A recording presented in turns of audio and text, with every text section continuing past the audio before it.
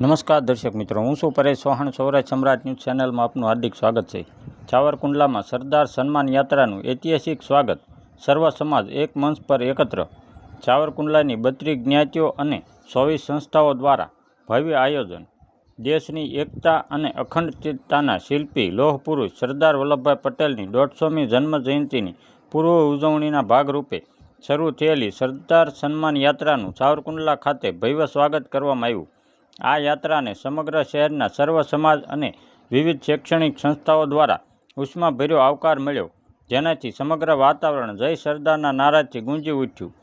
ભવ્ય આયોજન અને આ ઐતિહાસિક આયોજન ગોપાલભાઈ વસ્ત્રાપરાના નેતૃત્વ હેઠળ કરવામાં આવ્યું હતું. સાવરકુંડલાના શ્રી રિદ્ધિ સિદ્ધિ મહાદેવ મંદિરના ચોક ખાતે 32 જ્ઞાતિઓના આગેવાનો, 24થી વધુ સંસ્થાઓ અને પ્રતિષ્ઠિત નાગરિકો એક મંચ પર એકત્રિત થયા હતા. આ યાત્રા સરદાર પટેલના એક ભારત શ્રેષ્ઠ ભારતના સ્વપ્નને સાકાર કરવાના ઉદ્દેશ સાથે નીકળી છે. યાત્રા કુલ 1800 કિલોમીટરનું અંતર કાપશે, જેમાં 18 જિલ્લાઓ, 355 ગામો અને 40 નદીઓનો સમાવેશ થાય છે. બારડોલીથી શરૂ થયેલી આ યાત્રા સોમનાથ ખાતે સમાપ્ત થશે. સાવરકુંડલાના નાગરિકોએ ફૂલહાર અને તાળીઓના ગગડાટ સાથે યાત્રાનું સ્વાગત કર્યું હતું. ઉપસ્થિત મહાનુભાવોએ સરદાર પટેલના યોગદાનને યાદ કરી જણાવ્યું કે આવી યાત્રાઓ દેશની ભાવિ પેઢીને તેમના આદર્શોથી પરિચિત કરાવવાના અત્યંત મદદરૂપ થશે. અંતમાં આયોજકોએ આ ભવ્ય સ્વાગતમાં સહયોગ આપવા બદલ સાવરકુંડલાના તમામ નાગરિકોનો હૃદયપૂર્વક આભાર વ્યક્ત કર્યો. Bureau report, Farooq Belkhiya, Amreli. આપણા ભારતનું ગૌરવ અને જેમણે ભારતને અખંડ બનાવ્યું છે, 563 રજવાડાઓને જેમણે ભેગા કર્યા, અને એમાં આપણું ગૌરવ એ છે સૌથી વધારે કે ભાવનગર જિલ્લાનું રાજ્ય સૌથી પહેલું અખંડ ભારતની અંદર જોડાણું, અને એ જોડવાનો યશ સરદાર પટેલ સાહેબને જાય છે. સાથે સાથે કૃષ્ણકુમારસિંહજી પણ પ્રથમ રાજ્ય એમણે સોંપેલું.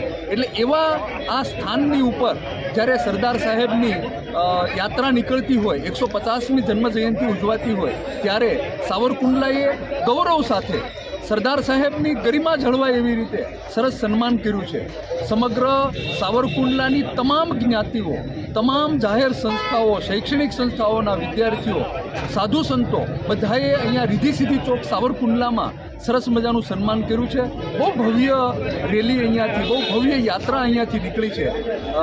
ગોપાલભાઈ વસ્ત્રાપરાએ પણ આ એક ઉત્તમ કાર્ય કર્યું છે ભારત માટે, ગુજરાત માટે, અને ગુજરાતને ગૌરવ અપાવે એવી યાત્રા નીકળી છે, અને સાવરકુંડલાએ ભવ્ય સ્વાગત કર્યું છે. એના માટે સમગ્ર સાવરકુંડલા ગૌરવની લાગણી અનુભવે છે. Thank you. નમસ્કાર. જય સરદાર. આજરોજ તારીખ 21 સપ્ટેમ્બર 2025ના રોજ સાવરકુંડલા મુકામે સરદાર સન્માન યાત્રા, આપણા સરદાર એટલે કે સૌના સરદાર, એમનું સન્માન યાત્રા હોય આજરોજ સાવરકુંડલાની શૈક્ષણિક સંસ્થાઓ, સેવાકીય સંસ્થાઓ, પ્રાઇવેટ સંસ્થાઓ તથા બધા જ વડીલો ભેગા થઈને આ સંસ્થાનું, આ સરદાર યાત્રાનું સન્માન કર્યું, અને ખૂબ ઉષ્માભેર ઉજવણી જોવા મળી. આ રિદ્ધિ સિદ્ધિ ચોક ઉપર એક મોટો પર્વ હોય જાણે એવા દ્રશ્યમાન થયા. એ બદલ ગોપાલભાઈ ચમાણી એમને અભિનંદન આપવું પડે, અને સાવરકુંડલાની જનતાને, આગેવાનોને આભાર માનવો પડે કે આટલો સુંદર કાર્યક્રમ અહીં રજૂ કર્યો. આભાર.